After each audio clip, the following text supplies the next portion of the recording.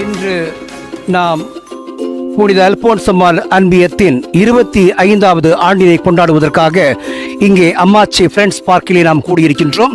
நீங்கள் எல்லாம் பார்த்து கொண்டிருக்கின்றீர்கள். மிக அற்புதமான ஒரு இடத்திலே நாங்கள் அமர்ந்திருக்கின்றோம்.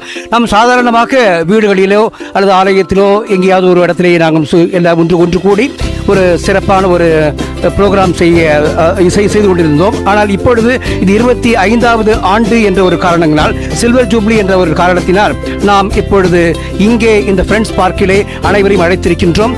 பல முக்கிய தலைவர்கள், அன்பிய தலைவர்கள், பங்கு பெறும் உறுப்பினர்கள் பல பேர் இங்கே வந்திருக்கின்றார்கள்.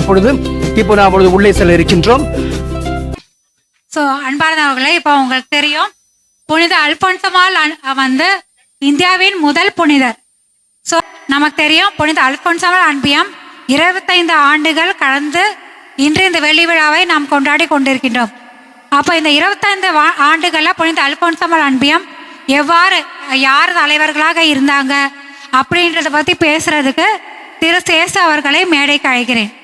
இன்று புனித அல்போன்சம்மாள் அன்பியத்தின் 25வது ஆண்டு விழாவிற்கு கலந்து கொள்ள வந்திருக்கும் சிறப்பு அழைப்பாளர்கள் மற்றும் அன்பிய குடும்பங்கள் அனைவருக்கும் என் அன்பான மாலை வணக்கம்.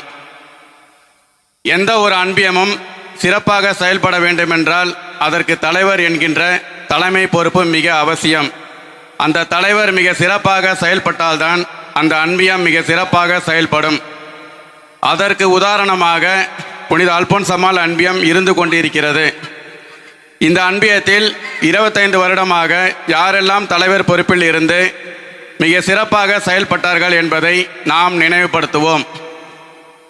புனித அல்போன்சம்மாள் அன்பியம் 1999 கார்த்திகேயன் நகர் பகுதியாக அழைக்கப்பட்டு பின் 2000 முத்திப்பேறு பெற்ற அல்போன்சம்மாள் என்று அழைக்கப்பட்டு பின் 2028 அல்போன்சம்மாள் புனிதை பட்டம் கிடைக்க பெற்று புனித அல்போன்சம்மாள் என்ற பெயரில் அழைக்கப்பட்டு வருகிறது.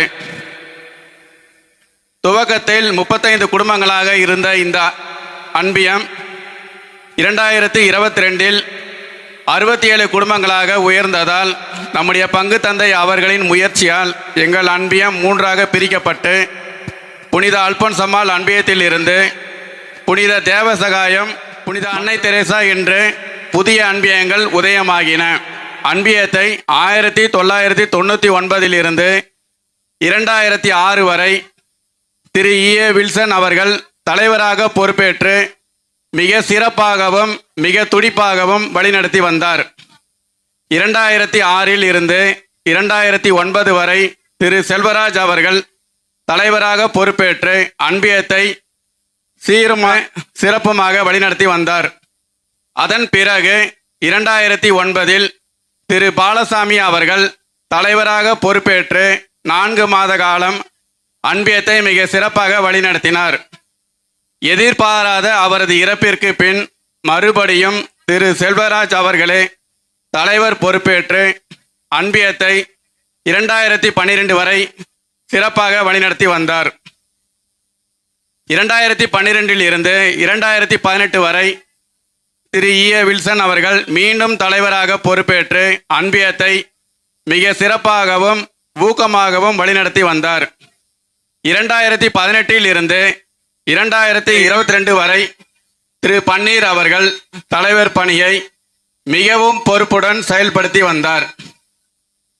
2022 இருந்து இன்று வரை எங்கள் அன்பியத்தின் தலைவராக பொறுப்பேற்ற திரு சந்தியாகு அவர்கள், உதவி தலைவர் திரு சேசு, செயலாளர் திருமதி பீனா ஜோபி மற்றும் பொருளாளர் திரு கஸ்பார் ராஜ் ஆகியோரின் உதவியுடன் மிக சிறப்பாக அன்பியத்தின் பணியை தன்னுடைய பொறுப்பை உணர்ந்து செயல்பட்டு எங்கள் அன்பியத்தை மிக சிறப்பாக வழிநடத்தி வருகின்றார்கள். இதுவரை பொறுப்பேற்று வழிநடத்திய அனைத்து பொறுப்பாளர்களுக்கும் எங்களுடைய நன்றியினை உரித்தாகுகின்றோம். அனைவருக்கும் நன்றி, வணக்கம்.